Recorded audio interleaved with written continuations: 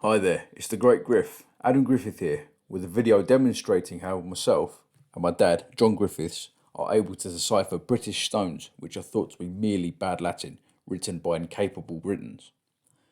I'm joined by Dad and Peter Chesbrough in an open discussion on some recent work myself and Dad have done on some inscribed stones in Devon which Peter had sent to us.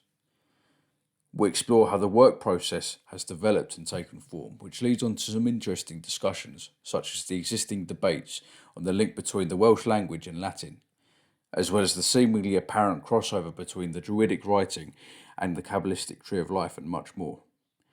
The messages we have gleaned from the stones themselves contain themes of huge import for British history, so please stay tuned to learn more. I think it's about 3 years ago that I started looking at the stones in Britain, which were viewed to be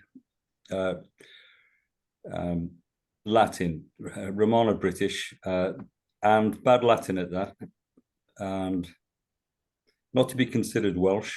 The Welsh language, in a sense, I felt wasn't to be considered because that in itself was something which seemed to be, academics seemed to recognize as something which coalesced and came into a form about 750 AD. So you can't use it for any earlier period. So there's a lot of constraints in the sense of you can't do this, you can't do that.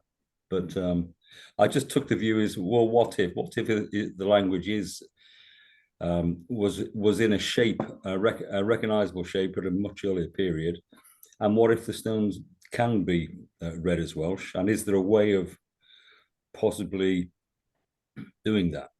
So I just set myself that as a task. Could it be done? So I made a scratch start with just looking at some of the stones in South Wales that had appeared on the British History group in discussion, and I thought, let me have a look at them.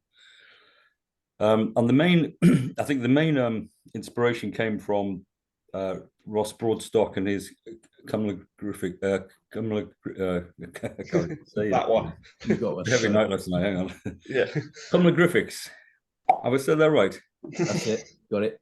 But in that sense, that looks at the Welsh language being present in the as the base language for the hieroglyphs in Egypt. So there's a hint there that the language in its sense is much older than we're given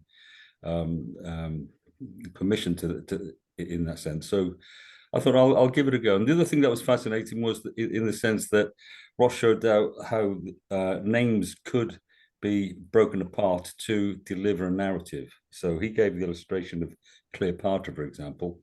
Then he broke it apart, and from that you could see a description of the person being given.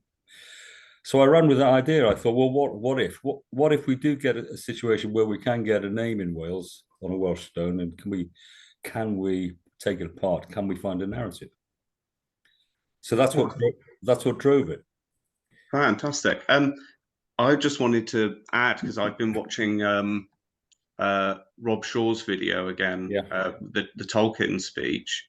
And there was one part where Tolkien was saying that he felt that British as a language in some form would have been established right across the country from the Forth of Firth right down, that's right, to Kent by 90 AD or something. I can't remember, it was something like that, a date he gave. So the idea of a language sprung sort of, he said, sort of in its second phase or third phase in 750 AD is, or sorry, earlier than that, is not possible, and it was already ancient, Yes, and in an archaic form when it arrived in Britain. Yeah.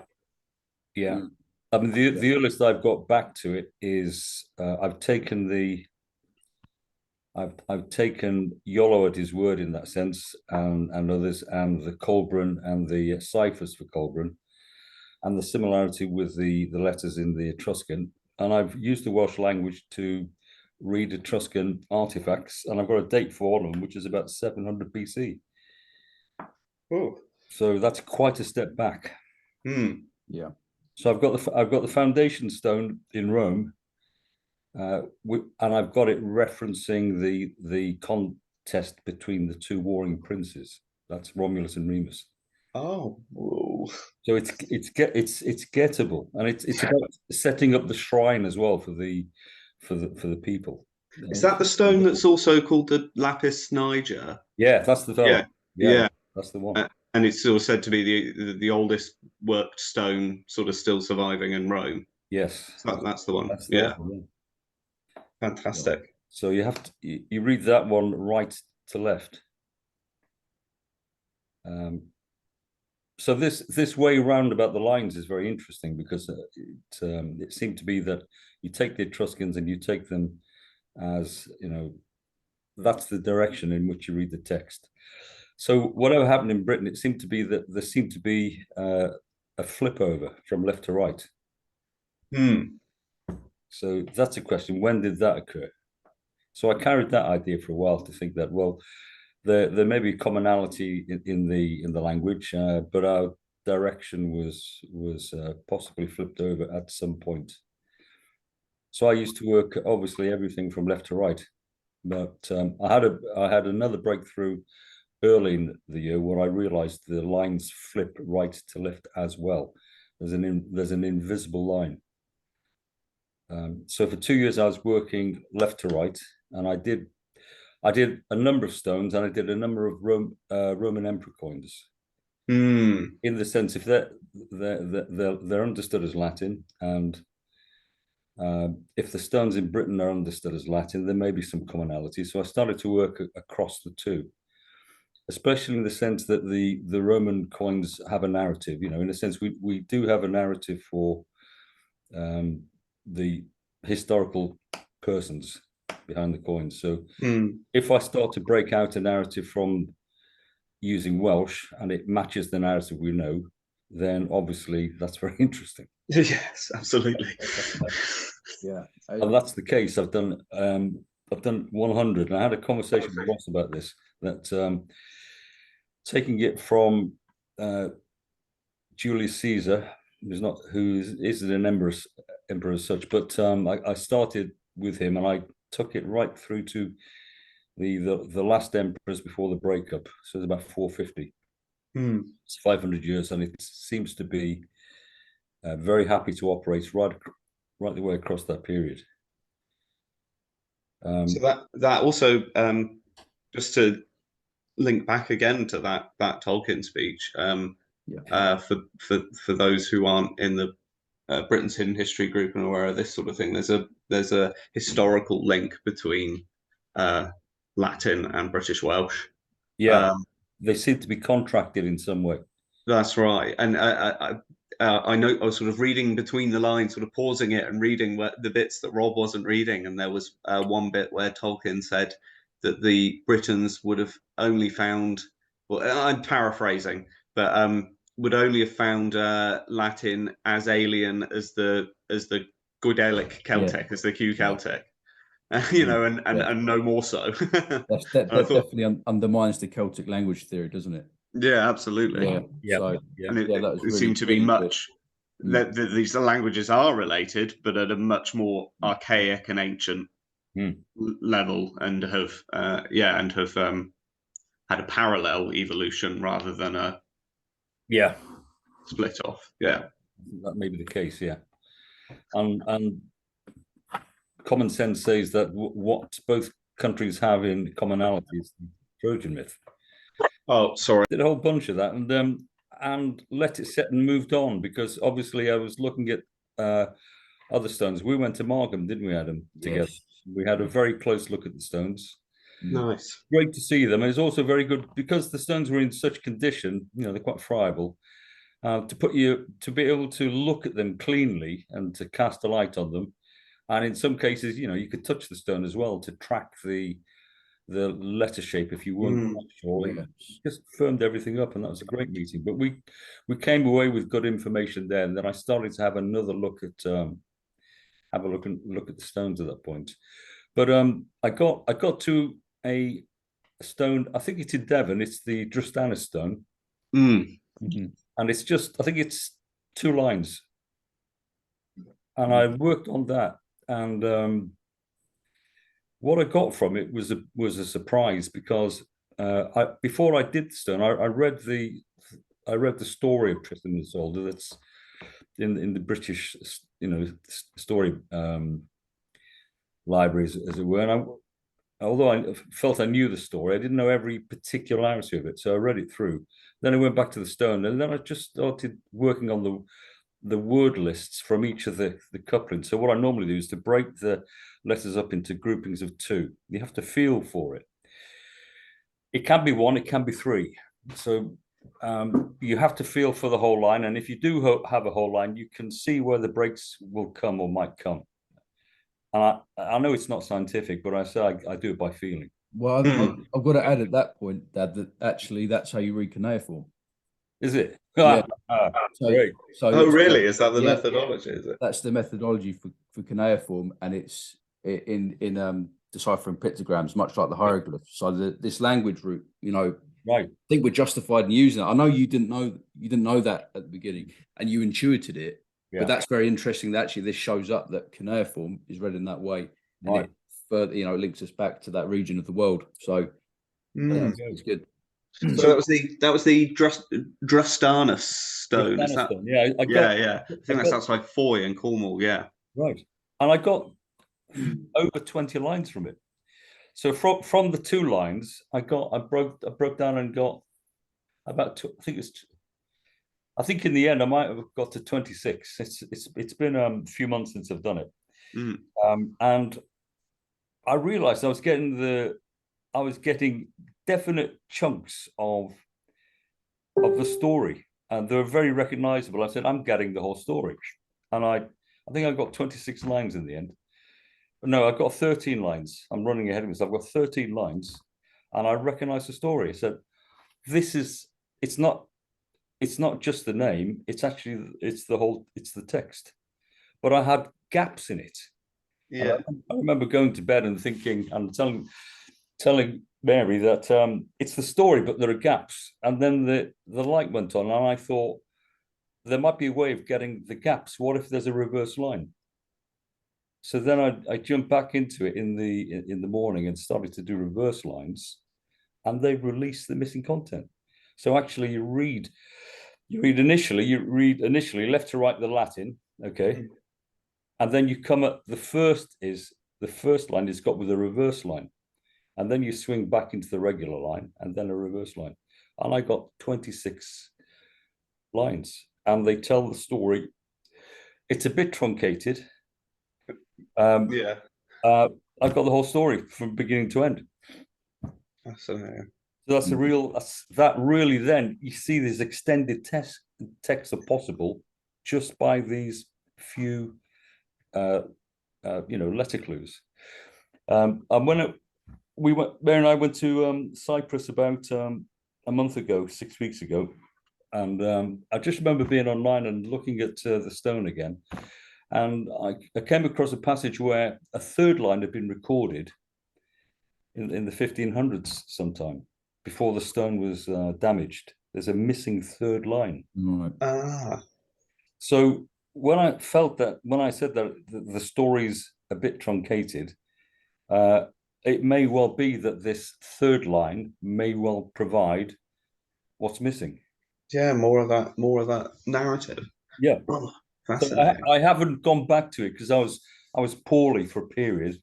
After doing it, I had a bit of ill health. I'm still recovering, but I'm on the mend. Good. But when I feel completely up and running, I'll go back to that 3rd line, and then I'll see what I can find. And then I think that in itself may well be the example that we need for everything, because it's a narrative, it's a known narrative. You can't hide the narrative. You can't make up the narrative because it's already known. Yes, yeah. And in that sense, then the stone carries the potential for being the carrier of the story.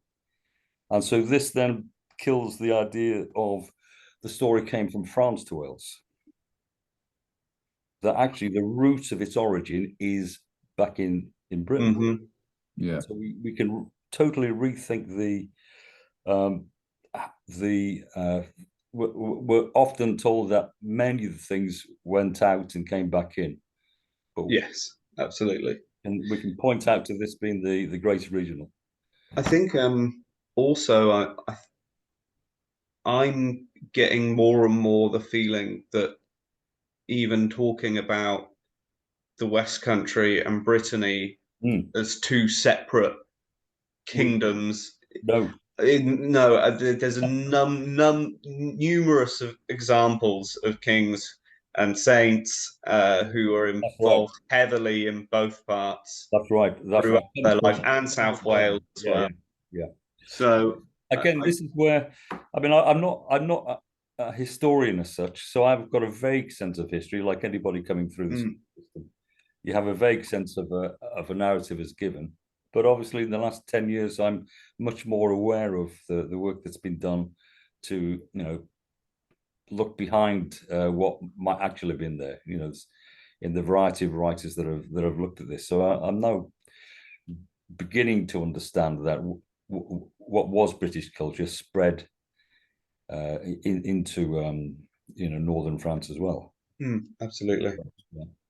Or re-spread. I mean, seems to be a very, very ancient connection, and the same with the Frisian peoples and the east of England. I think this is, or the Belgic peoples. This goes back a long, long, long way. Yeah. And this part of the world continues to be. I've probably said it before, but continues to be contested between powers in Britain and powers on the continent for the next, thousands of years up until relatively modern history. So anyway, little tangent there. Where were we going? Yeah, I think we're wrestling with the changes in view of history, which starting in the 17th century, I think, and how we understand ourselves and how we understand national identity as it was sort of coming together in that period. There are views, there are stories from the Welsh in the sense of the Welsh said that they did rule in Rome, which is history that's been ridiculed. And on the face of it, when I first heard that, I thought, well, that's a bit of a statement. How do we get at that? How do we understand that might be the case? Because I certainly received the kind of the view to the Welsh as being fantasists and making things up and not to be trustworthy. I had that as a young Welsh boy in England when I was growing up, in the sense of, well, it's all nonsense. This is the real history. But it was still a surprise when you come across that presented as a view. How can we get at that to see if it's true or not? I was certainly astonished when I first heard someone say it, or something similar. Yeah, of course. I think in terms of looking at British history, we're dealing with a psyop which I think started by Edward I, who absolutely did a number on understanding the metaphysical content, metaphysical landscape and physical landscape of the Britons or the Welsh, in order to, which was backed by the church, might add, to do with making sure that this culture never rises again or never, comes to the same kind of power that it did have. Much to do with the monopoly on the way to view Christianity, for example, as well, which is very much linked in with. It's the crux of the whole thing, I think. Yeah, I think this whole thing with Britain and Rome, two brothers fighting it out. I think it's the monopoly on the your soul, if you will, how you want to relate to religion. Yeah.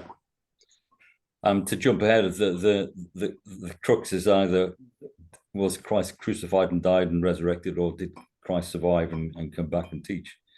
That's at the base. Yeah, that's at the basis of this, and I think that's at the basis of the British Apostolic Church and the Catholic Church.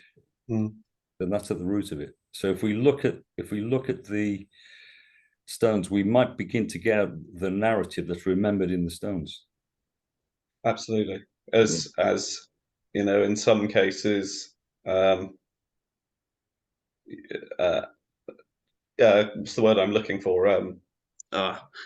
History from then and there is recorded, you know, at the time, you know, that is, this is oh God, I can't even think of the phrase now. Yeah. If with the Dristana stone, we've actually got a marker to show that a narrative can be. Just imagine the stones across Britain were effectively like a library. You might need a druid to come up and to, you know, engage with the text and to call it out and to recite it. Yeah. They might have already remembered the story, but the point is that the stones can recharge the memory, read it through. So all the stones are like a library, a kind of a contextual library right the way across Britain, where the story of Britain was written in the stone. So this is a potential, I think, that's there. If the Dristana stone is a marker for that. Yeah. Yeah. I suggest that the rest might effectively be open up the whole of the narrative of, you know, and the memory of the stones. The story is written at the time. Yeah, fascinating. Is there a few places where Wilson and Blackett also suggest about multiple readings of poetry? And I think they did work. Yeah, they did work on a number of things. Genealogies as well, or king lists. Yeah, they've got it. I haven't done the first. I've read most of the books apart from the first 3 big black books of theirs, where the lists are. There might be more in there. I just haven't read them. I think they certainly go to rectifying and placing who's who and where they are in a relationship with each other in that picture. So although that appears in some of the later books, I haven't done those first 3. I need to. And certainly there are stones which relate to many of those kings as well. And we've done some work. Adam's done some work as well on some of the kings or lords that were recorded. Yeah. What I've done maybe 30 of the stones, but I haven't done the reverse line on them yet, since I realized that that's an option. So I've got very good things from many of the stones, and I've got a bit of narrative that you can see makes sense. But I'm hoping there'll be more now. Now the penny's dropped, and I can allow a reverse line. There may be more yet to get. Yeah, I think for those watching, you know, and hopefully soon we'll be able to get some videos over to you, looking at how consistently unpacking a narrative from these stones actually is. Because it is every single time, you know. And there's the line you leave. It doesn't let up. Yeah. In a sense, you think if it. I thought, what are the chances of this thing working? So, you know, you do 1, you do 2, you do 3, you grow, and it's consistently regular. Yeah. Whatever I found, it seems to have been something of the way in which they were read. And I'm not saying I've delved everything yet. There might even be more ways of reading information into the stones. Like, for example, if there are letters vertical in vertical alignment, what happens if you delve into that as well? And I think you briefly touched on it about even the interpretation of individual letters as well, where say in the past they have been interpreted as Latin letters, or you know, something approximating a Latin letter, but actually you'll find it in Colburn or in Etruscan or even other ancient scripts. Whoops. Just knocked my books over. Not the books. Yeah, for example, in some of the emperor coins, you might get an M, and you look very, very, very carefully at it, and it's not. It's I, V, and I. So on the surface, you read M, and it might be taken as that you might read it in the Latin, because the whole line is meant to be Latin. If you want to read it as Welsh, you take the IVI because it releases the content. So that I think they can play a game where they're flexible, and where the text needs, they do adjust it purposefully to allow it to work as both Latin and Welsh. So what I've had in some senses, and I've shown some of this online, is that you can get a statement for the coin in Latin, and you can use the abbreviations that are normally found, or you can tease abbreviations that you can go to the Latin dictionary. You can get alternative readings. I seem to notice that quite a lot of people, academics, seem to practice this. Anyway, that's not an unreasonable thing to do, because they'll see a list of letters and someone will go, oh, well, I think it's this, and then someone else will say, that's not. I'm glad that happens. I'm glad that happens. Yes, What's fascinating is you can get a statement in the Latin and the Welsh. Taking into consideration we've used IVI instead of and you can get content which overlaps, and they're telling a story which overlaps and is coherent. Yeah, and complement each other. I think that's. Before we look at a stone, I'd like to say the one that really snagged me was the Tarquinius coin. Oh, that one, with the story of the rape of Lucretia was absolutely mind-blowing, just sort of laid out in front of you. Was that in Latin, or was that an Etruscan? Well, thank you, because an Etruscan king, isn't it? That's right. So what language is it? So it's that's given as there are coins.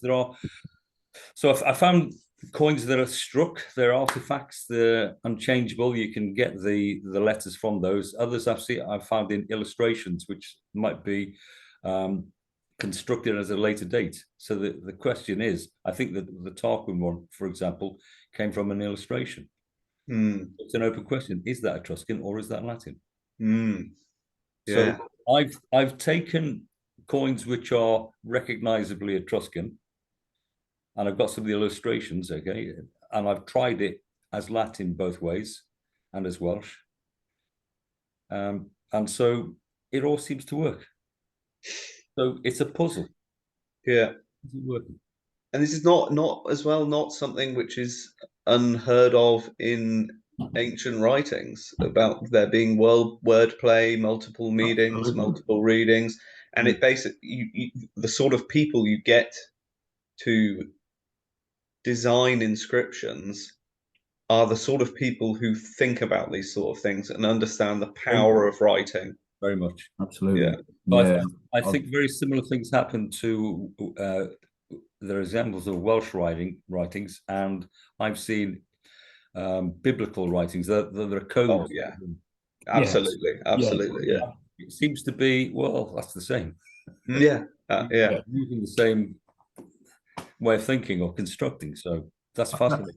I've found whenever I've done it myself, I've found that there's a higher and a lower aspect at work, and sometimes there's a more mundane message at work, and then a very metaphysical, abstract way and they marry up. They're not disconnected. It's just a higher and a lower kind of formation, like in the Kabbalistic tree, which, Dad, I'll let you talk about that. There's an earthly element, and it works all the way up to the heavens. And I think, Daddy, you found that looking at these stones and the way the lines move, conceptualizing it within the framework of the Kabbalistic tree of life. There seems to be a resonance there. You see. So we might have an underpinning if we take it that the Bard's got this method, constructed it. We might have an overlap here to show that there was something similar going on as well between, you could call them the Bards and you could call them the Israelites. So you've got a commonality. So I got the view of we've got a stone. It's embedded in the earth, and you could you take the view in the sense of, for example, the God name, the Tetragrammaton, which is the name of God, but then that contains everything.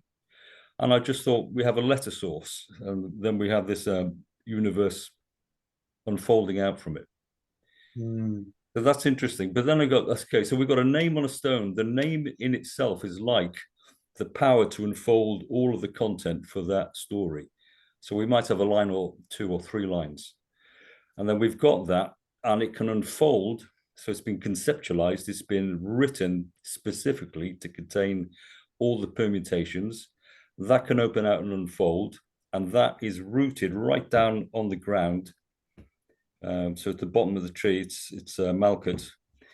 It's embedded in the earth.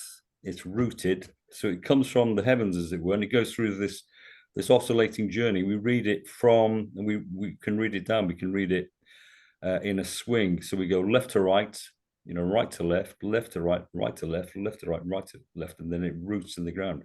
So it's very much like the illustration of the Tree of Life, where they set up this resonance.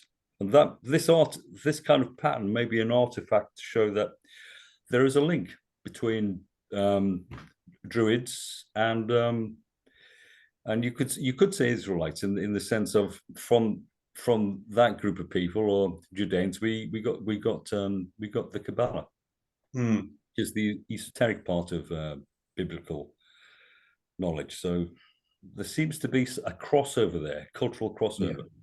Yeah. The old religion.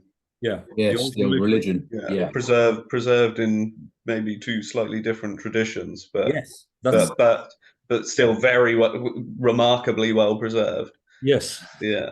You've got it. So we've got a commonality there. Yeah, absolutely. That's fascinating. That's a great idea. I really like that. Yeah. Cool. Should we look at some stones? I think that's a good idea after that. Yeah, I asked John and Adam to have a look at some of our inscribed stones of Devon. We don't have quite as many that still exist in Cornwall, but there is a good number. And I was just really interested to see what we could find. So there's one in particular that I picked out called the Sourton Down Cross. Sourton Down's an interesting place because it's just at a sort of a turning point for if you're coming down from up the country, as John just pointed out, from Glastonbury direction.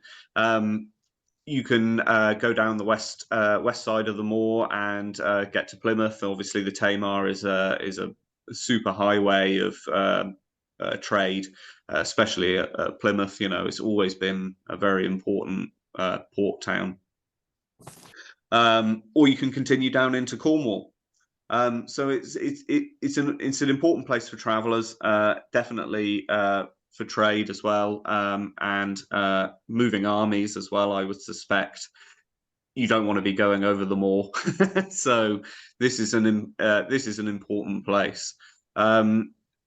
Another reason that I was always interested in the Sourton Down Cross is because the names on it are particularly eye-opening, and certainly one of them, we have a bit of history with this word on this little show, haven't we, Adam? So we've got a Principus named, and we've been talking about this word. I was looking in my classical dictionary, especially at the use of the word Principe, where Principus falls under. The very first sort of use as a title came in with in reference to a senator as well. So it would be used with a second word. Oh, the book's just behind me, but I'm gonna have to just speed through this so we can get through to the stone. It was used in terms for a senator, but when used by itself, just the singular word Principe, this was then used only for, until it was adopted by emperors, it was only used for incredibly important people. So I think Pompey got the title Principe at one point, but then later became pretty much the sole acquisition of emperors as a term to use. Yeah. And so seeing Principus on a Devon inscribed stone certainly sort of made my eyes flash open for a minute. And as far as I can tell, I've only done sort of a bit of basic work. I know you guys have looked at Latin genealogies a bit more. Is this a word that, or a name that you see as, you know, turning up in the gens? Like, you know, is this something that we can expect to see? And and can you think of a Welsh equivalent or British equivalent that could be being meant? Because else then we are only left with the idea that we just have the title Principus, and this is someone incredibly important being remembered on this stone. I've never seen the Principe being used in either of the context you mentioned. No, as a given name or a family name. Fascinating. Great. And we'll get onto the other name in a minute, because that has its other consequences as well. But should we start and see what you... Welsh princes, I've heard the term, you know, used in that sense. Llewellyn, I think, obviously had that. I think later on, Owen Gwynedd was called himself. That was his first one to call himself Principe, as a kind of you know, active embodying of that title against the English. But other than that, earlier stuff, no, not at all. No. And we are they reckon it's a 6th century stone. I think there's the official line for the Sourton Down cross is a 6th century stone that they believe has been altered and broken into a cross at a later date. It also contains some decoration and some later letters added for directions, just the names of towns in each direction that the stone was pointing. Like the H. The H, exactly, for Haverley. Haverley being a very important agricultural market historically. I made a note of that somewhere. But so it's a curious looking stone, isn't it? The shape of it. I haven't seen anything quite like it. It doesn't look like a full cross either. It looks like a truncated cross with short arms. So it's quite, it's a peculiar creature. I can't say I've seen anything quite like it. Yeah, this it's one I've really got to go and look at it. One, because I mean, several writers talk about how faded the lettering is, and I've only seen people's impressions of it, and I think I've seen two different ones as well, with where they interpret what's there differently. And also this idea that the cross has been broken, because if it has been, it looks like it's been done incredibly. The stone has been broken altered to become a cross. It's been done incredibly skillfully, because the decoration seems to be kept intact. But it is, as you say, it's very rude is the word we use around here for a cross like that. And you do get a couple which are very on the rougher side. It looks like almost like someone's found a cross-shaped piece of surface granite and just slung it up. But yeah. It's a curious thing. And also, as you say, the decorations take up quite a bit of it too. And the question there is how to look at that decoration. Is some of it symbolic, and can you attribute those symbols to any particular meaning? So they are strange. You know, like the W at the top, or the IV. It's broken. Then you have those two very curvilinear shapes come up and down. What on earth are they? What's that supposed to be? I know. It is odd, and so I've seen.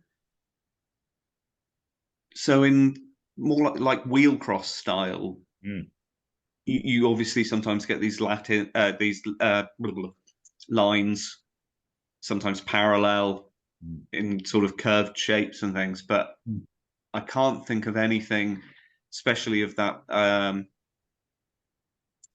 this sort of more 6th century style of a very basic looking slab with a, I mean, maybe you can correct me on dating, but you know, sort of, it's normally these seem sort of quite bare, these stones, other than the inscription. So there's very little else. So this is quite decorated in that sense. Then. Yeah. There's a detail too that it's very difficult to make out. So this is above the H and underneath the what might be an IV or W. There's something else in there which the photographs are just too vague to help. Even if we visit, there might, you know, quite what that detail is it might, when you visit, you might make your mind up on it. So yeah, well, it just makes me worry for the future of the being able to keep this inscription. It could be. Oh yeah, they're all getting worse, aren't they? Yeah, well, yeah, absolutely, yeah. So, oh dear. Anyway, one of the symbols looks like a figure standing with outstretched arms. So when you look, it's it could well be. And as soon as I saw it, I just vaguely felt that this reminded me of the symbol given to the young Jesus that are on some of the stones in Cornwall, I believe. There's usually a small child figure in a kind of radial facing with a sun kind of motif. Yeah, you sent me an example, didn't you? That was, yeah, that'd be a good one to show as well, Adam. So that came to mind, and also the clue is a principi, but the eye is on its flat on its side, as it were. The eye is not upright; it's horizontal. So that might intend a meaning. It might drop into the second line, for example, and the second line starts with an N and RI, and if you drop the I into that second line, it's INRI. So we're immediately jumping into associations. We've got INRI, i.e., you know, Jesus, King of the Jews, and we've got this connected symbol of a standing figure that might be a Christ symbol. So that overlap there. As soon as I saw it, I thought, heavens, we might have a cross here which indicates Christ. If we go to princeps and the meaning in Latin, it's first cause. You know, so I think kings were seen to be that, the first principle, so that the culture is driven by that point. Who's in charge? Who's the king? Who's the emperor? So that first cause. So we have first cause. We read in princeps, we could say first cause, but then we have this strong association with Jesus Christ being there. So that's a mind blower. Yeah. Whether he'd be known as princeps, but certainly he was styled as a king of the Jews. Yeah. Whether Christ has any British alignments as well, in that sense, was he known over here as belonging to a royal family? There'd be a title here. So is there a suggestion in where Jesus was buried that Joseph of Arimathea was not only, should we say, acquainted with Britain, but possibly even related? Yeah. Well, the genealogies place the kinship there in the British genealogies. Yeah. So that Arimathea line goes into the Cole line. So there is a tie there. I think there are. Just the connection to the kings of the Tyrrhenian Sea as well. This is something that reoccurs as from Belly and Joseph of Arimathea as well. Yeah. Sorry to interrupt. I've seen those overlaps as well. Yeah. So it's something to look at. Fascinating. Looking at the rest of the Latin line, I just broke it down into, because it's what can we make of what follows. And we've got the VCI, an A joined with a V, and DETI. So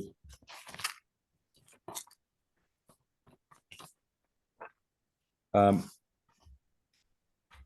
broke it down into AU and DTI, DETI, and if OU is exclamation of pain, or surprise or deprecation. So we might have we certainly might. That's interesting in the sense of Christ being on the cross. Before that, so after INRI, we've got IUCI. The nearest Latin I can get is Iuncio, joining or union, or Dikeos, which is relating to right and justice.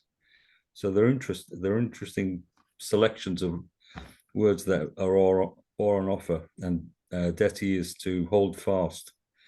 So we might have a reading of the line, which might go first cause, the radiance, Christ, Jesus Nazareth, King of the Jews, relating to right or justice, pain, hold fast. So, yeah, well, that's interesting, isn't it? Yes. So that's a mind blower. Yes. So the question is here: is this about the dead Christ or the living Christ? In that sense of, do we have? Is this about the? Is this a Christian marker for Christ as having died on the cross?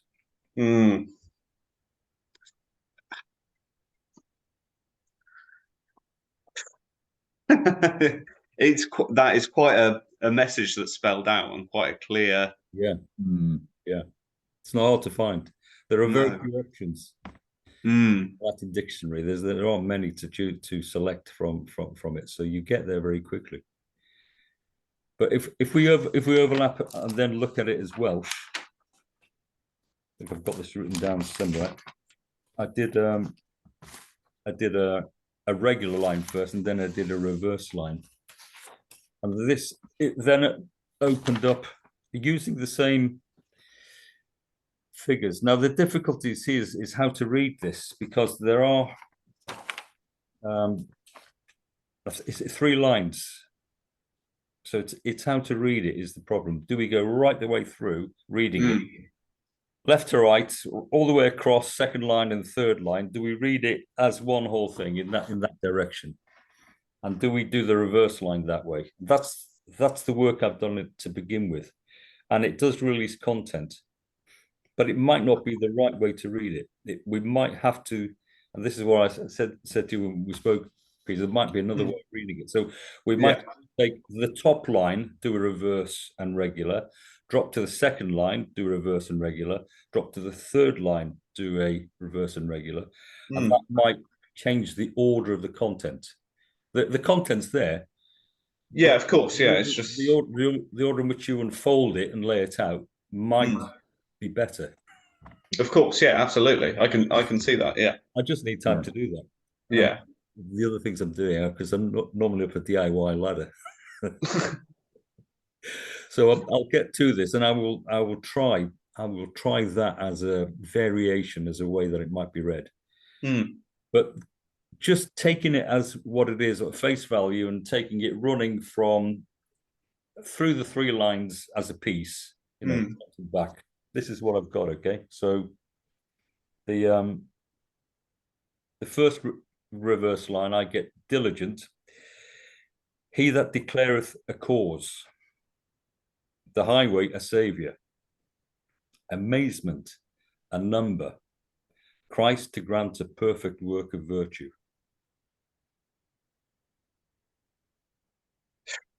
So that's how it is. You might stress that in, and place a comma in a particular place and read it, but this effectively feels like Christ is on the road. Yes, absolutely. He's not dead. No. Right. No. And then swing round to the regular line, and we might find to become earthly, to pain, a germinating agony to appear. A saviour, he came, footstep.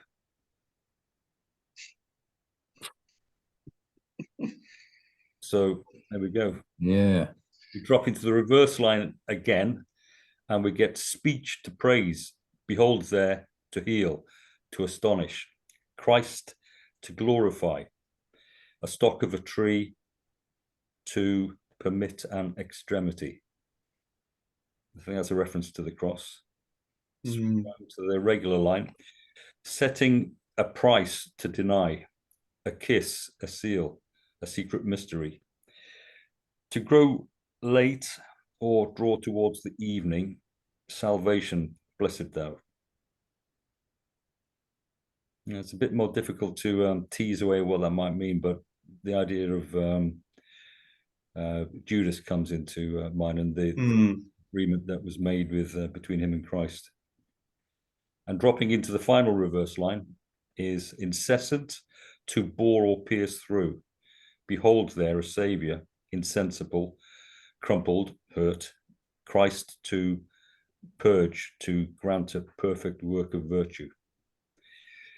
So it's we seem to be getting in the content some sense of the process of him going through the crucifixion for a purpose, but surviving it.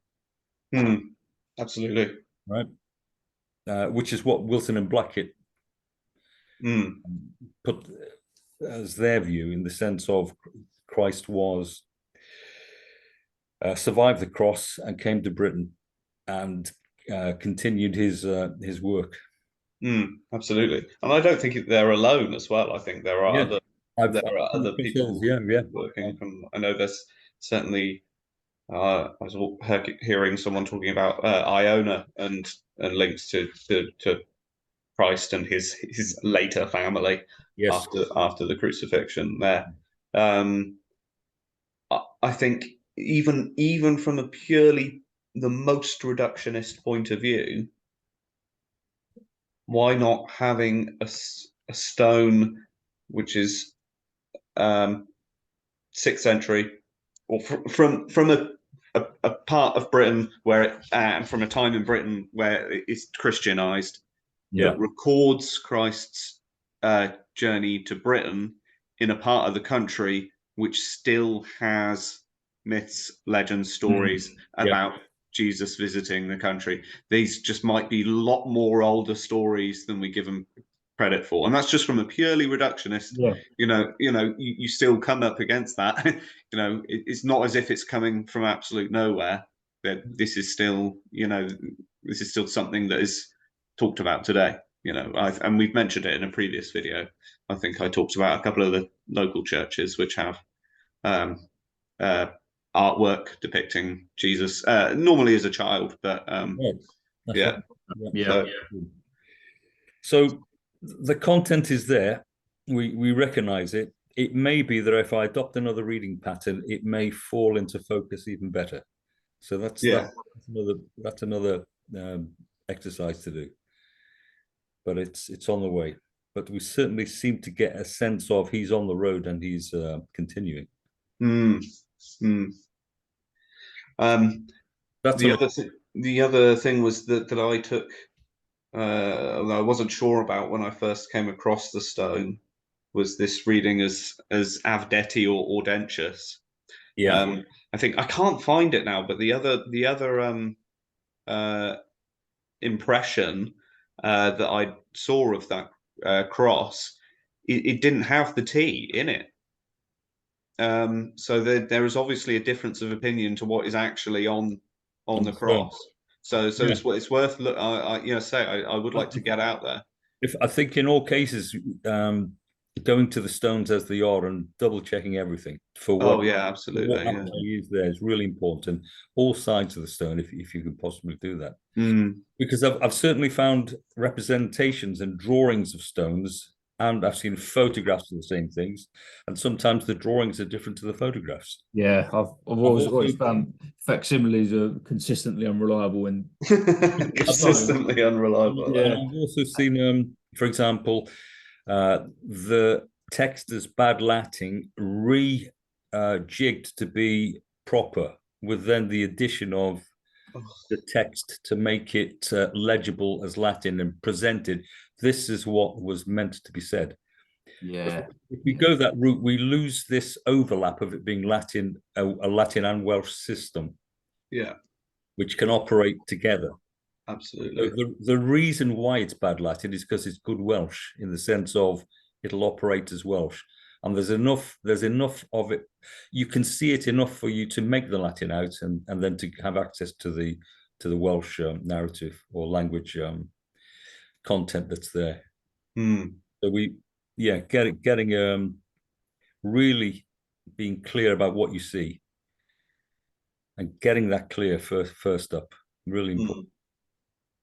Otherwise, so when Adam and I went to Morgan, in that sense, we knew the stones through other sources. We'd seen the work that others had put upon them, but to see it for yourselves and to put your hands on the stones, as it were, and clarify in many instances what the particular shape was you were looking at. That helped. That really helped, especially since some of the letters can be really between alphabets. You've got clearly what might be Latinesque, clearly what might be Colburn, and something which might even allude to much more something else, something caught between. I think the Bardic stone is the best example of the intermixture of Colburn and Latin, and that you've got many of the characters that are recorded with yellow on that stone. With a clear Latin. We have Phoenician letters as well, don't we? As well as that aren't Latin before, but we have Gritna stone. Gritna stone, clear, Phoenician, Paleo Hebrew type letters on there. And that's said to be 10th century. And if that is 10th century, then that's a long way that they've carried those. I think in many cases we're 500 years out, if not more. Yeah. So the age of this particular stone, if it's given as 6th century, and this is about Christ surviving, where we're half a millennia out. And many of the stones that we found are really we found some when we did our versions of the a few that were there, we got the dates down from say 950 or 1050 down to specifics like a particular person which had been recognized, and with that a definite date. Absolutely, After the person. So we're talking there 400 years. So I think in most cases, we've been well out. I think you're right, and you look at stones like the Carausius stone, and it's quite clear that this is you can really challenge the date that they give, because why would you? Why might you draw? That's right. That's right. We're given. They get some stories of they wanted to commemorate him 400 years later, so they carved the stone. But you get that, don't you? It's like completely. I've seen that. Read Krause's stone, and it gives the narrative of what he did. Mentions his navy usage as well, and what he got up to. So in the Welsh, it very clearly gives the narrative that we know. I'd like to just come back to this idea of the sort of intelligence of the people who'd be asked to design the lettering and where it's carved in. The idea. So again, back to the Tolkien speech, he talks about the preservation of Latin in Wales and the quality of the medieval Latin compared to the Roman Latin, which had been corrupted by the various Teutonic invasions and whatnot. And so the idea that the Latin was incredibly well preserved through to the medieval period, but earlier on in the period, the clever people who were designed to design inscriptions could only write in bad Latin. Yeah. I mean, it's mad, isn't it? That's one of it. Must be said that one of the things which drove me to see whether there was anything that we could find which could show it to be Welsh, because we'd all heard that Britain had been a centre for education and had drawn for ages, had drawn the sons of the great to be educated in Britain and to travel and to have their development and improvement done here. So in other words, we're talking about a literate society, a capable society, a thinking society, because we're drawing the best. They're coming here to be improved. Then to suddenly say that you've got bad Latin, Latin, or that the Welsh were. I mean, I was given the view that the Welsh were illiterate, as a young Welsh boy. So you're fighting with discords of understanding to say that, well, this doesn't make sense. Totally. It's one of the many dissonances which need ironing out. Julius Caesar said the same thing. He said that basically Britain was the university of Western Europe.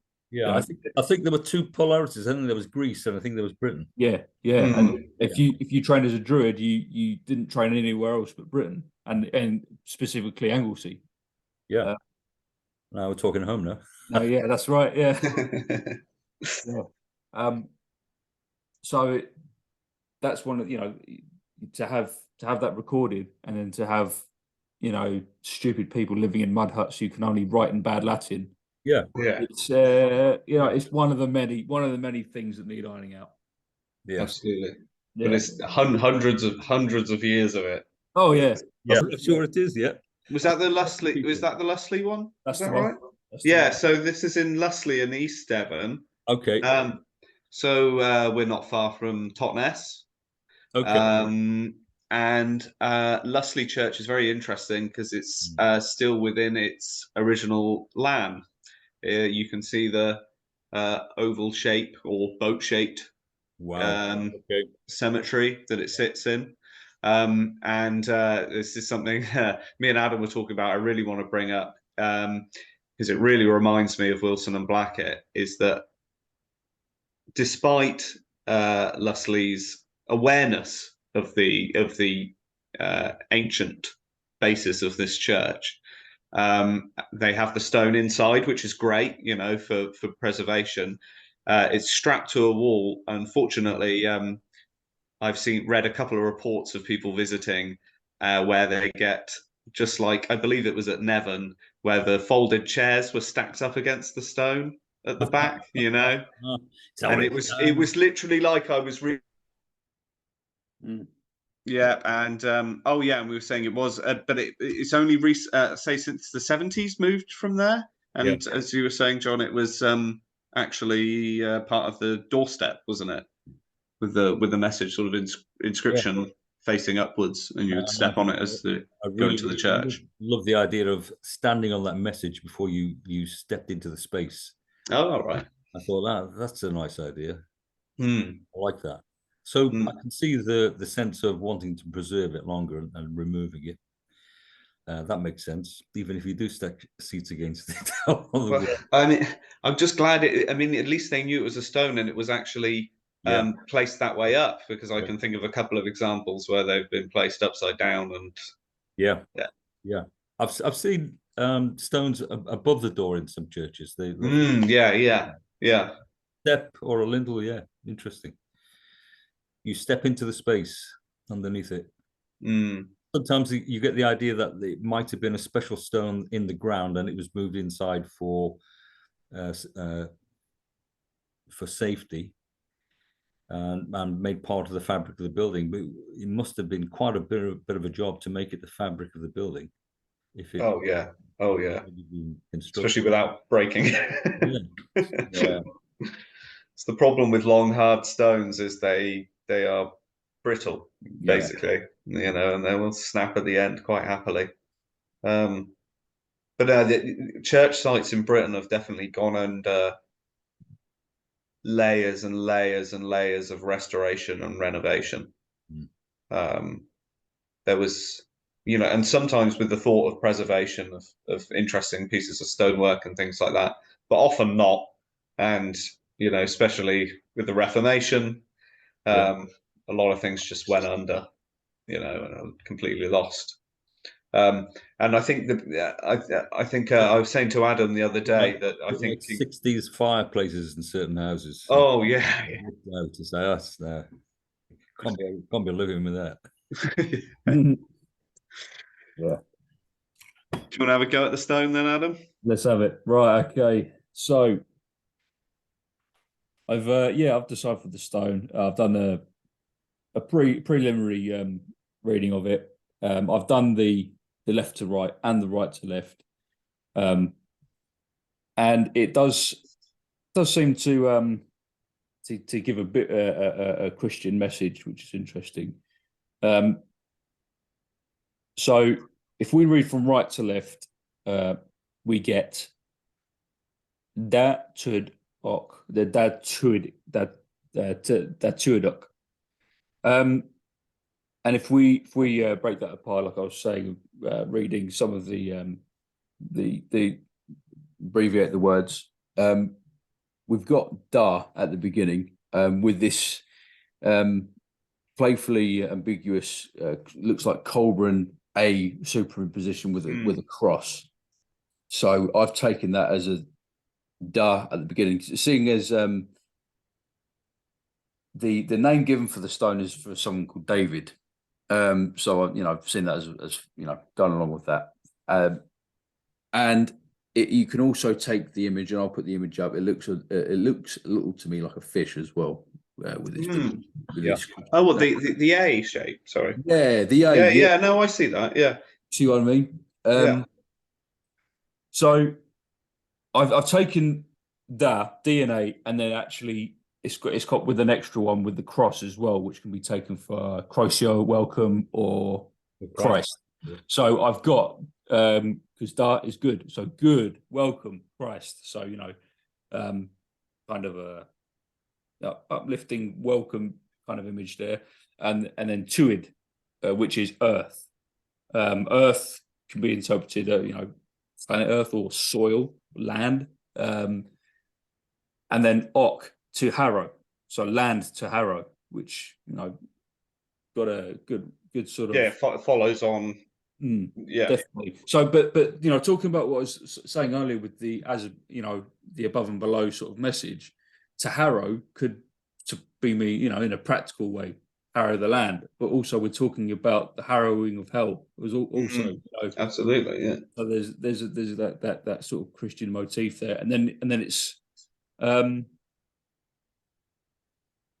then con reno, like I've broken up into con re node. Con extends out to Clongvain, which is a cornerstone. Again, this a higher and lower message, Jesus being the cornerstone. Okay, and then we've got a stone.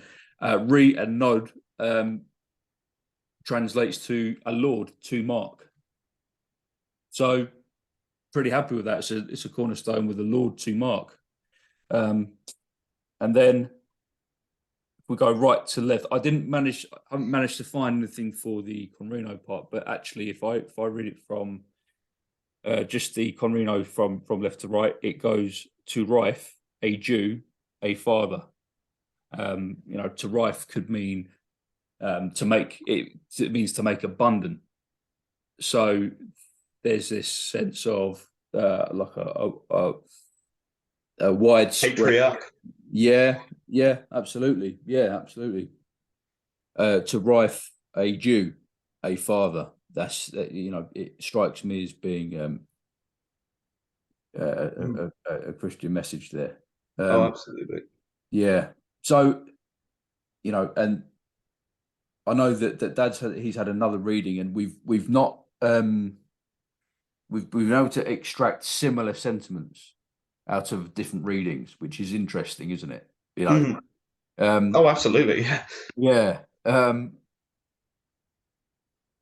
Do you want to take on from that, Dad? Okay. So tell us what you've got. Yeah. It's important to say that we're working on a photograph which isn't brilliantly clear. Yeah. I've got a very shoddy photograph. It isn't brilliant although I've magnified it up and have had a look at it. So it's difficult to quite make out some of the information. So what you read as an R in that second word, Conrino, I see possibly as a letter H, okay? Because the R, if you see it as an R, it's too far dipped. The arm of the R, there is for me, it goes down too far, and that way, is it or isn't it an R? It could be another way of writing an N or an H. Yeah. So there's the freedom there. Is it R? Is it N? Or is it H? So you've got three, permeables there to say that it could be either. Yeah. The only way to test it out is actually to do the work and give it an assignment for each of the letters and see what that releases, and then test it in the body of what you have and see what unfolds. So that work's got to be done, because we haven't done it for the three.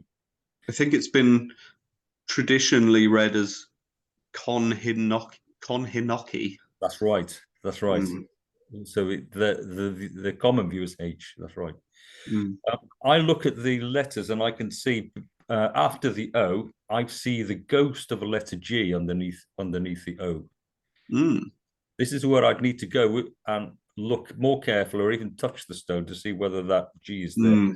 If I look to the right of the O, I see a very faint possibility of there being a G there. So we might have two G's in proximity, both of which might be false. Right. But one might be there. Well, one of them might be there, but it's one of the things, because let's face it, if it was a doorstep, there might well be some wear and tear in some of the letters. Oh yeah, absolutely. It could well be. It could well be that there was a G there. So I've allowed a G in. Okay, because I like that. I like G's. So I've put it there. So I feel it there. I am seeing it. I do get a sense that there might be. So I've included that in my line. That's where we differ. Although I've put it in a kind of, I've bracketed it as a kind of possibility, but I've allowed it because I could then break up the line into pairs generally through, apart from the X, which is features in the first word. So for the Latin, well, I'm looking at the right sheet. So datuidoc conhino. I found datu is a Latin word for by giving. So it's about that offering. It's about giving. It's about that generosity. It's a principle of giving. So it's a very powerful start. I roll through to ID, and then so that would, and then I have OC. So I've divided those into pairs. I've got possibly I've got about 8 Latin words that are possibly can be used. I've selected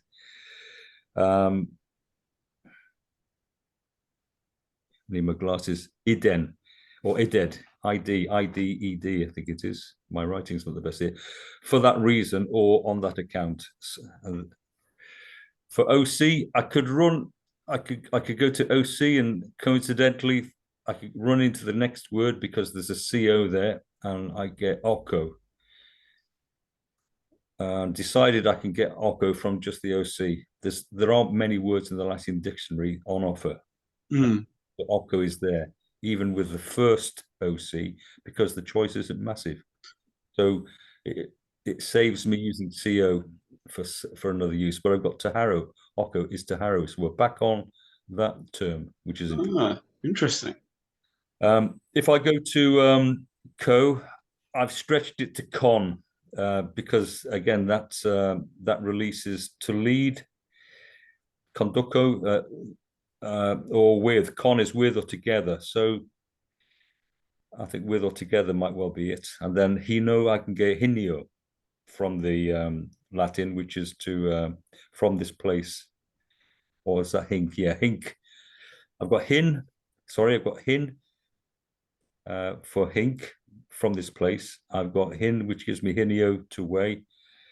And then I'm left with O. I've gone for OG, which will bring me gero, which is to bring or to off, to bring to or to off, to proffer. So in a line, then if I string that together, I've got by giving, for that reason, to harrow, to draw together, denoting origin of cause, to proffer. So I hope that makes sense. So there seems to be something coalescing there in the sense of the principle of giving, and for that reason to harrow. So for the harrowing came because of the giving. So that begins to sound like Christ was harrowed, and in a sense you could say he was harrowed on the cross itself. That's another name for it, because of the principle of giving that he brought in his teaching. Then his teaching was about to draw together, denoting origin of cause. So his teaching was about God. So if you look at that, to draw together everybody, and his teaching was denoting the origin of cause, i.e. he's talking about God behind the behind everything. So that and then to proffer. So that seems to denote his purpose. So that's gettable, I think. I think there also seems to be, just like Adam was talking about, his lower and higher meanings. Yeah, there still seems to be some sort of relation to do with foundation, and about possibly even the foundation of the church, the land, saying this is a piece of ground and a piece of land to start something, to a gift for the church, you know, to start off with. And this could be to do, you know, it could be a very early church foundation as well. I think you're hitting it precisely, because I think that idea is inherent in the Welsh reading that I've got once I've crossed over into seeing it as Welsh. Oh wow! So that's it. That's good, because I haven't told you that. No, fantastic. I haven't Googled that, but you felt it, right? Oh, great. I'd love to hear it. That's good. Yes, yeah. So I'll look at that again, and I'll see whether I can, and I'll check the dictionary to see whether there's again additional words that can go in that might come to the surface and help the reading. But from there, that's the first sketch of the Latin. Then I moved over into the Welsh. I won't go through all the word lists over, but I found another 4 lines in the Welsh. So 2 reverse, 2 regular. So from that, and reading, so you read the Latin, and then you start with a reverse line in the Welsh, and you come across, and it reads, to bear, suffer, hurt, damage, an evil, the side of a hill, a tree, execution, a high place, Christ, a stranger. And then we flip into the regular line, to revive Christ, or to restore Christ, a shroud to himself, alas, hurt, fortitude, agony, a cave, to restore damage, a slumber, a sigh, to rise without, lameness, the highway, return. And finally, regular line again, to take care, welcome, a region. This is the land given to him, belonging to heaven. So we could see that the land's allotted for ecclesiastical use. Exchange, straight, a reward. Wow. Yeah. Oof. See, I'm seeing the bards used. I'm starting to get this just from this conversation, the idea that the bards used lettering like the Inca people used knots. you have they act like mnemonics. So you have a set of letters, each one with its basic sound for getting your basic message, maybe, which might even be this person, son of this person lies here. You've got the expansion, and that expansion in a number of languages, read a number of ways, but this could also be to do with your level in Druidism. How many ways can you read the stone? Yes. You know? Oh wow! I think there's I think that's really possible. I've sensed the same thing. Yeah, that definitely resonates. Yeah, that definitely brings us. You know, because I mean, everything I've heard about the what they call the language of the birds, the alchemical language of symbols, is the idea that as you you know, as you become you know, acknowledged into certain levels of understanding, looking at a symbol provides you with one meaning, then it provides you with two meanings, then it provides you with several, you know, up and up as you become initiated into levels of understanding. I really follow that. Yeah, and maybe it's worth we could probably direct actually people to one of Adam's other videos or something about you know, about the expansion, how Colburn works as sounds. You could probably explain this better. Yeah, I'll definitely expand on that. I've got a video that you know, you'll see in the corner to do with the development of the alphabets and how it got to Britain, and I've done that to essentially talk about the evidence of how, you know, of you know, within stones of what we've got to prove that Colburn was there. What I didn't speak about was how the alphabet was linked with the language. I'll need to go into that and how it actually links with the Anatolian language, which eventually ended up being the Welsh language. You have a root sound, which has a meaning, and from there you can expand contextually. You expand the letters out to create the meaning. Yeah, definitely. And the meaning comes from a contextual reading of where it is with other letters. It's not necessarily as cut and dry as this means this. No, absolutely, yeah. And also going into what I was saying earlier about the cuneiform and how reading of, you know, two letters within what appears to be a word can, as you say, relate to a deeper meaning underneath it. It's the groundwork you have to do beforehand. You can't. It's a hard one. You can't just jump in with a translation and say, "Look, I've done this," because it's so much. There's like thousands of years of history that build up to why this works this way. You know, and that takes a lot of groundwork and a lot of misunderstood history or you know, unacknowledged or hidden history. So yeah, it's a lot of groundwork to do beforehand before you can even be like, you know, just because it's, as I say, what you were saying about the idea of you know, British emperors ruling Rome. Seems shocking first time you hear it, but once you get all the groundwork, you get all the extra, you know, then suddenly it becomes less and less of a wild idea. It's I think I read the Reverend Morgan, I think it was in the 1850s or 60s, that period, made a statement that he believed that what the Welsh and the Romans spoke was something so close that they were able to communicate directly without the need of an interpreter. That threw me to the question: are there any references of interpreters in use recorded in history on any meeting between Britons and Romans?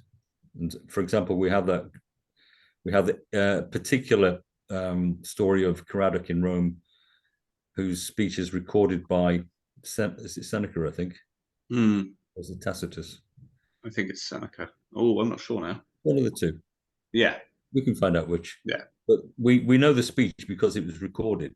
And often you see presentations of that as well. You have artwork which records it. Oh yeah, it's quite a popular theme, isn't it? Yeah, absolutely. But you don't see in the paintings, and you don't see in the written accounts that there was an interpreter in use. No. It's a feature which doesn't feature. No. Yeah. That dropped. That idea dropped then, especially from what the Reverend Morgan stated, and I thought that's an outrageous idea. So the Romans were speaking a language which was very close to what the Britons spoke. That's really interesting.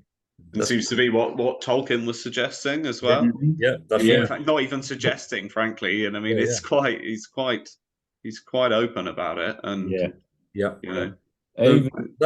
We're suddenly on the grounds of that. As soon as we're clear on that, then it begins to it makes very clear why we can read the coins using the Welsh language. So it's either so who wrote them? Well, the Romans might have been speaking something so like the Welsh that this system works, or else it's the British kings that ruled in Rome that employed the language. Absolutely. Or even the educated of Rome would have been educated in the British language as well. This is another possibility. Even that Caradoc was speaking Latin before Romans were in Britain. You know, I think it opens up a lot of possibilities. The idea, obviously, is with some people, he must have spoken in Latin to address the Senate. In that sense, there's an assumption there. It goes up. Absolutely, and it works both ways. Exactly.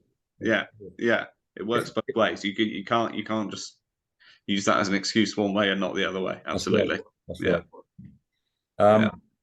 When it goes down to another thing, so if we take the idea that some of the emperors were Welsh, we have names in Welsh for those kings. And the more recent work I've done is to, again, take the system and to deconstruct their names. So you can use Welsh to deconstruct Welsh. If you understand me. So we have the names of the Welsh kings that Wilson and Blackett have drawn a line to. This person is this person, they're the same. I did a check on so I've done those coins I've done their coins in Welsh, and likewise I've done their Welsh names in Welsh, and I've broken the narrative of the names down, and they overlap. They are the same people. Fascinating. I'd love to see that. So now I think people have looked at that idea from Wilson and Blackett and said, nah, can't. I get on the fence, I must admit. So it's like what helps you to it's some people put it down to, well, that's just coincidental. Marvelous set of coincidences that go on for many coincidences. Centuries. But when you read the Welsh translations of the Welsh names, and they give us the character and confirm the story, then you fall off the fence and you see that it's correct.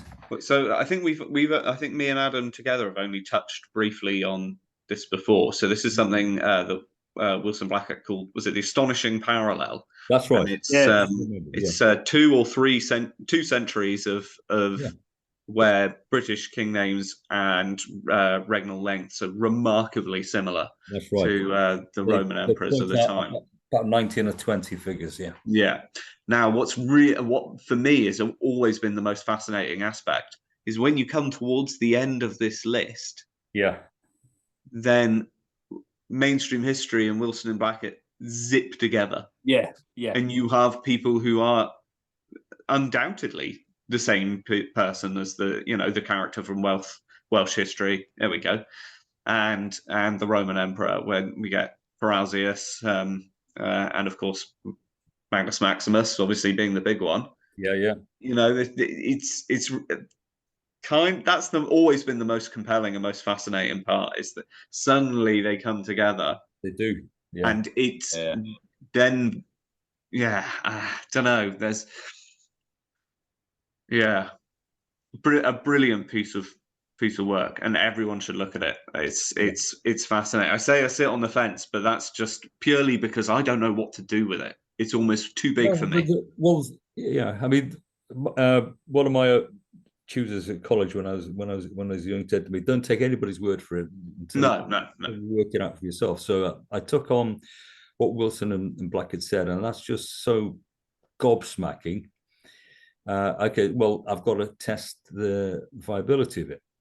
That's what basically drove me to do a lot of the work, was to just check out their fantastic take on things.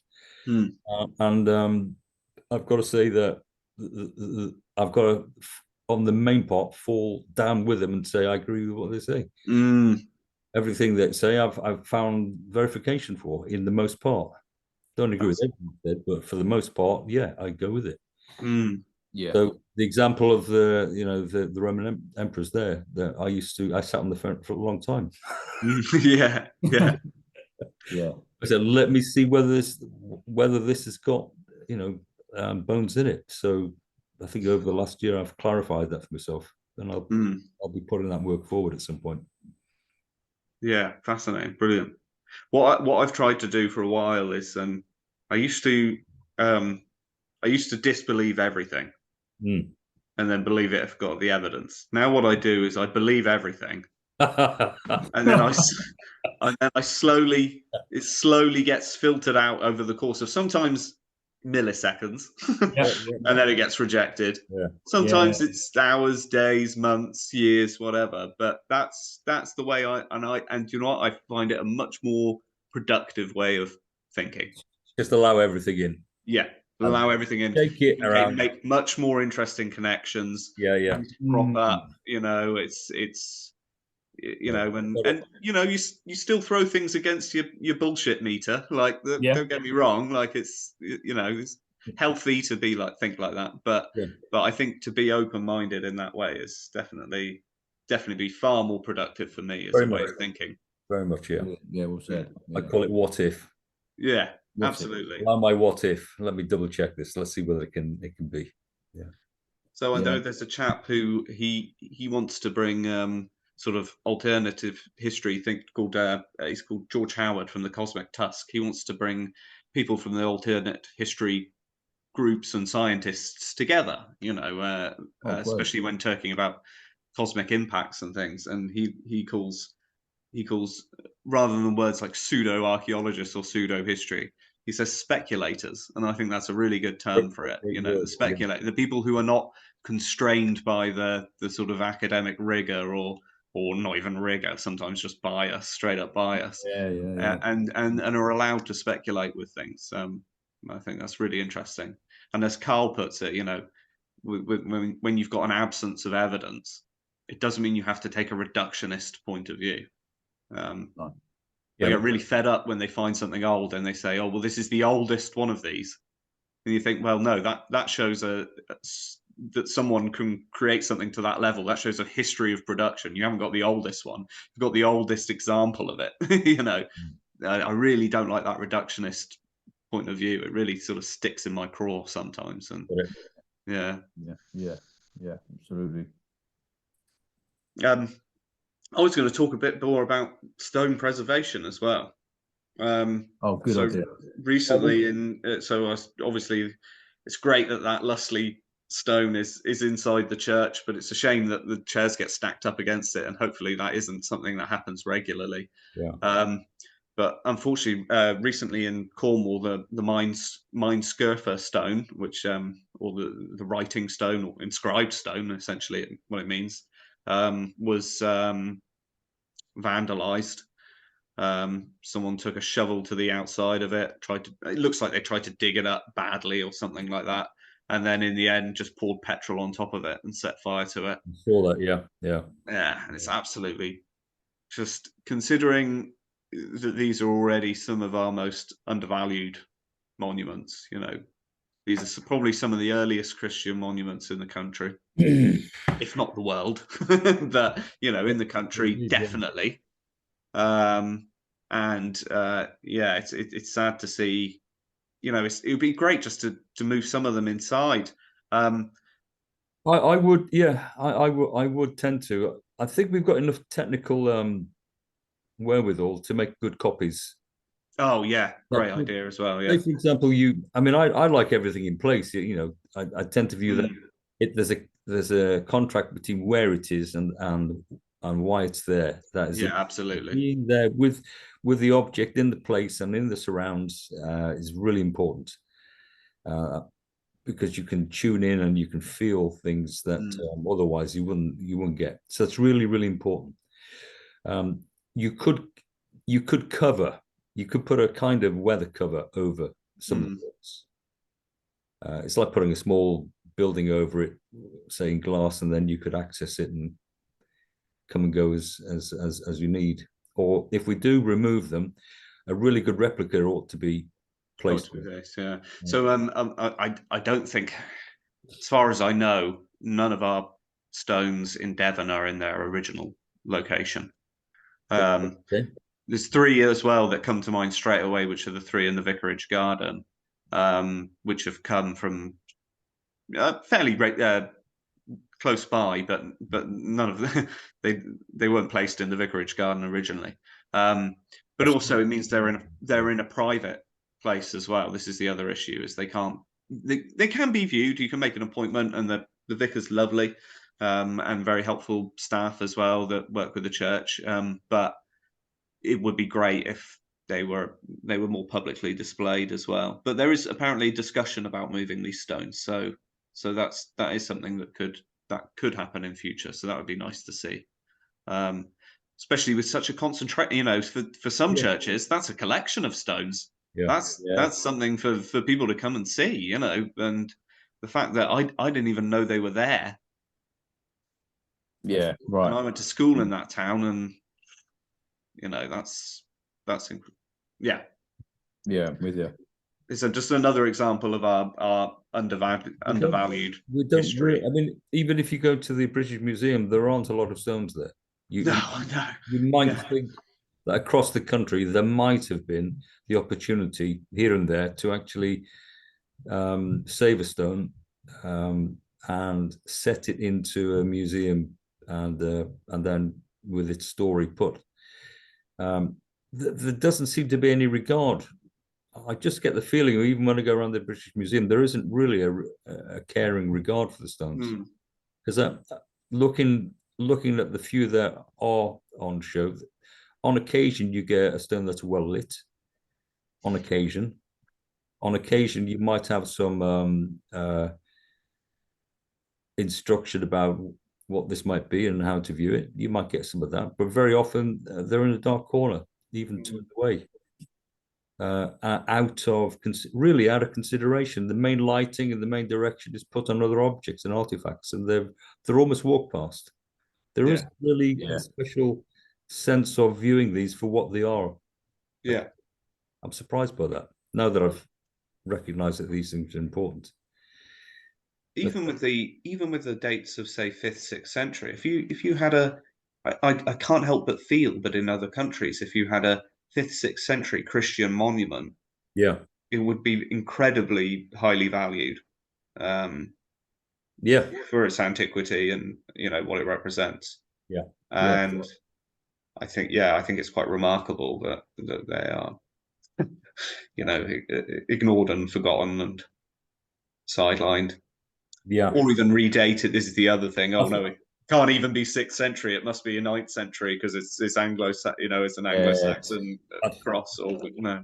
Yeah, that's the point in the case with some of the stones in your area that have been assigned. Absolutely. And I still can't find any.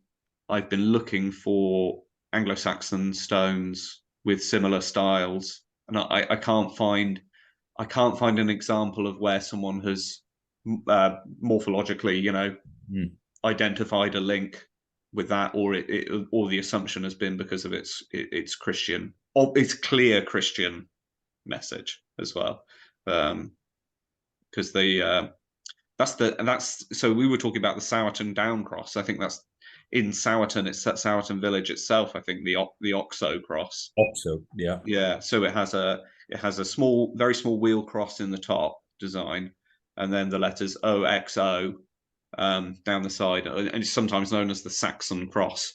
But again, I think possibly part of the idea of the dating comes from the fact that it is known locally as the Saxon cross, which is obviously not a solid way to date anything at all. Okay. You know, else most things would be from the time of giants or the time of Arthur, and it doesn't really get us anywhere.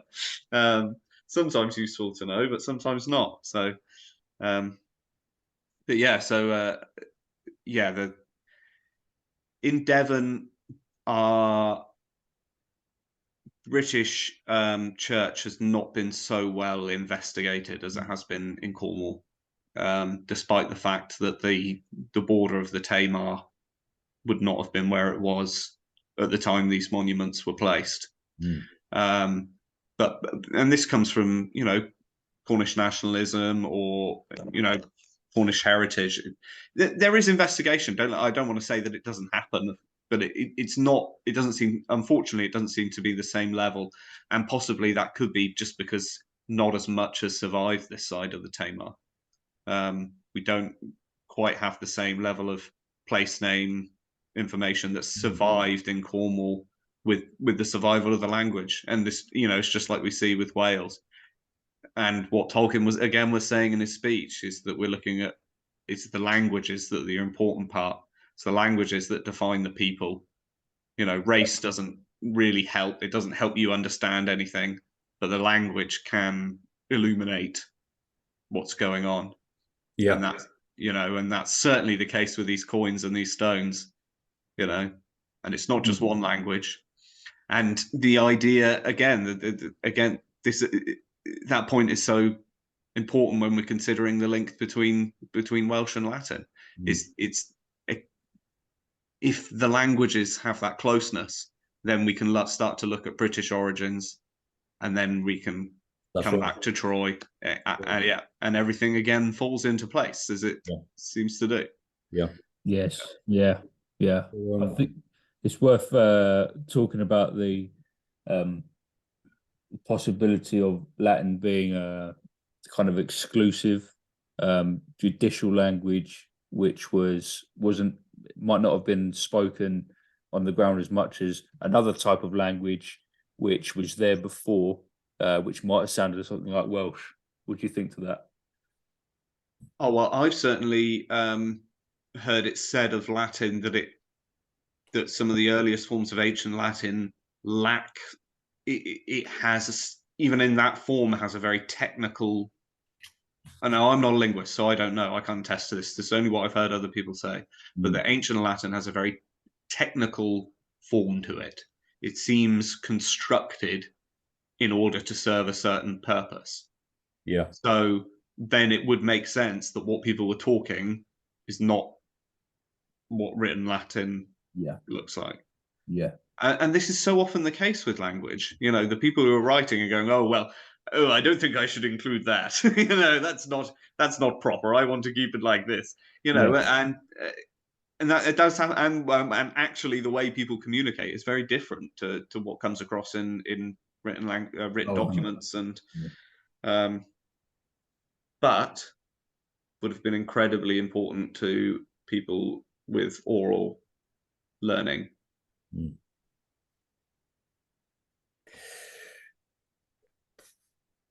Yeah, there's an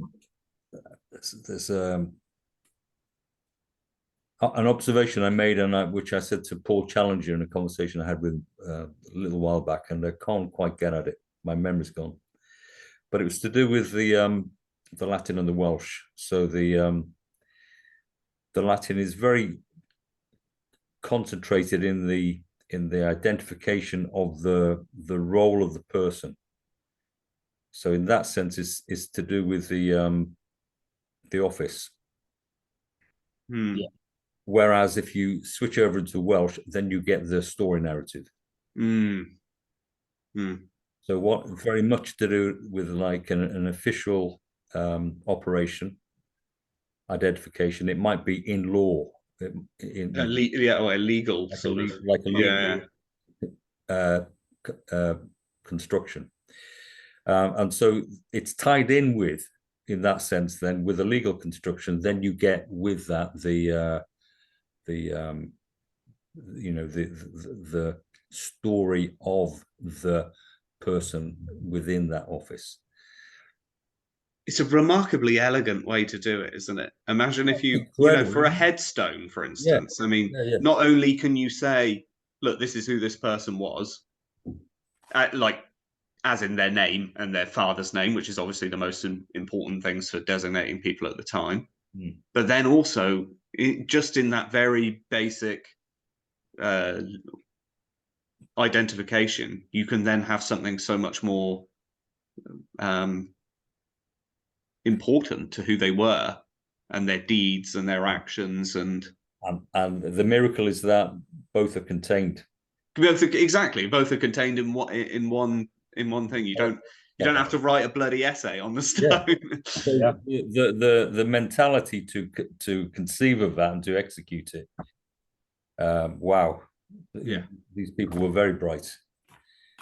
Well, I can say down my way, they definitely the granite carvers would have appreciated the elegance of working this way, because working granite is not fun or easy. So thank you. That's an observation I've made. I thought, why? Well, one thing is, yes, and I say this as a school child, we had plenty of wood, but it was all oak. Right. What are we making today, sir? It was, well, we're making this. Okay, fine. Here's the plan. Get on with it. What if it's only oak? Now, blisters upon blisters, you know. It's like iron, isn't it? I'm not joking. I used to cross over into the metalwork class. It was easier to work metal. Right. Absolutely. Less blisters. So likewise, when you're thinking about the permanence of these stones, and then you don't want to be mucking about with overwriting it, do you? So it really is an efficient, in a minimal sort of way, packing in the maximum that can be contained, and that's really efficient. Efficient.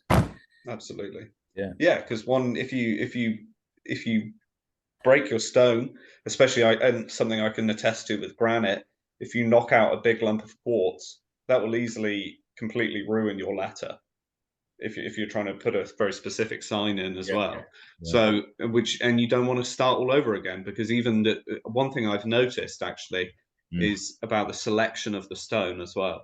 I think this is very important for its particular size and shape. Yeah. You don't just find stones like that lying around. Yeah, I've noticed that too. Yeah. Or you can, but they're not common. You know, if you want that particular, which means that they come in kind of slightly odd shapes sometimes. But yeah, finding a nice bit of surface granite, so you've got enough to go into the ground to hold it there, and leave space for your inscription as well, and create this sort of almost, there's something quite anthropomorphic about them. There's a very human shape and size. Although a lot of them are bigger and some of them are smaller, there is something quite, you know, they're like shoulder width almost, and they resonate, don't they? They resonate, absolutely, with energy and they're not mute. They're not mute anyway in that sense, but they're alive. Feel. So I've sensed that. I've sensed that there's a really interesting specificness to the shape and the method. I've looked at that and said, yeah, that's really poetic. I call it poetic. I can think of about 3 stones that are pretty much the same shape as well. Or they come up and they have a flat top. The Lustleigh one's the same. It has sort of a flat top, but it's at a sort of an angle that goes up. And the Macadeci stone in Tavistock is the same as well. There's a lot of similarities. Again, that's work in itself. Again, is to catalogue all the shapes. Oh yeah, absolutely. Yeah. See what we can get from it. And also be interesting how many of them are reworked ancient monuments themselves as well. That's a good point. For example, there's a stone in Margam which has got two messages on it. In the sense that you look at it, it does look as if it's cut by a different hand. Oh, really? When you look at one side to the other, so it's two sides, and it is explained as being this is a later message. It's upside down. This is the right way up. There's another message on the other side. And I thought, well, let's see whether they are. I can't now recall which one it is, but it's in my notes. But I did the work on it, and actually, there's an overlap between the messages. They are about the same person. They wouldn't connect, but they are very much about that known character. Yeah, great. So that gets rid of that idea. It's not always the case that they were reused later for something else. Because was it the Llul stone that's they say the images are of a different date to the inscription. Okay. But I saw your translation of that, and I think they're incredibly complementary.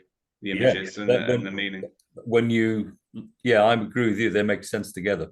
Yeah, absolutely. Yeah. So it gets rid of that idea because they should speak. They should speak as a whole.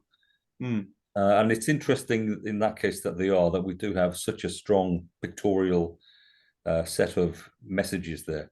I haven't yet gone to visit them. I will take my camera and I will have a good look. But when I encountered it, it was been presented as a Canadian stone. Yeah. I just thought, well, let's see what this is a surprise, but it wasn't. I think it was just that it was it was the Lowell stone, and yeah. Look, I think you got to go to Brecon and see the that's a copy there, isn't it? The copy, yeah. But I think I think in order to see a nicely well lit, correct way up stone, that's the place to go to see it. One of the group members on the BHSS group gave me he'd visited and gave me the shots, or put them online anyway. Which nice touch. I love that. And but yeah, that needs a good look at, because I need to see whether I can see if there's anything else on the visuals within the visuals that might connect with the text. So that's if you put an image up of that one as well, Adam, because that has some very it's got pyramids on it. I haven't seen it. Wow. Well, it looks very much like almost like 3 plates, and it looks very much like the Exodus. It looks like there seems to be a parting. There's definitely a figure leading with a shepherd's crook. But yeah, the first plate very much looks like people with pyramids behind them. Yeah, I read it as Arthur's migration. Yeah. In that sense. Well, there's a number of links between that's right, the Maddox migration and the Exodus. There's very close. You've got 2 events which can almost overlap to the point of being the same story or a story. Yeah, absolutely. So I think in time I'll take more look at that. This is what I hope to get from the visuals, to see whether there's any other message that can be taken from it, which might join with the words on the other side and hold it down. But I did get something from the Arthur cross that Wilson and Blackett found, which the pro animus Arthur, Artorius. Yeah. I got one line from it a year ago. I got the Latin line, then one Welsh line, which alluded to the king being a wave king, and that's great. Yeah, fantastic. But once I got the sense of I'm allowed a reverse line, I went back to that, and I then kicked out another 5 lines. Much more. It's much more in keeping with the information that we have about the comet strike. Oh, yeah. That small cross says more, and it confirms the story. Fascinating. Brilliant. That's another one. So it's as a working method, it's beginning to get at things and to give results. Yeah, fantastic. Lots of results by the sounds of it. Yeah. So it's beginning to yield results that we can at least talk about. Yeah, great. Well, I'm as a closing note, I'm going for a little drive around Cornwall in July, and I'll go to the Drostana stone and I'll have a look and see if I can get any more on that third line as well. And I'm going to have I'm hopefully going to see a few. I've already picked out a few ones that I'm going to go and visit. Fantastic. Okay. And hopefully do a couple of the Devon ones, actually go and see them. I've been to the Tavistock stones. I've got some nice images of them, but yeah, I'd like to do a few more of our other ones. Although the Sourton Downcross doesn't look like a particularly nice one to visit, with the A30 screaming past on one side. Right. So yeah, watch the traffic. Yeah, yeah. I was always one of my favourite painters is Vermeer, and he didn't paint many paintings in his life. I think it's about 40 or so. They're fantastic things, but he was killed. He was working on a painting. He stepped out in the road and got, got clobbered by a horse and cart. Oh no! Trampled. So God. Yeah, always look.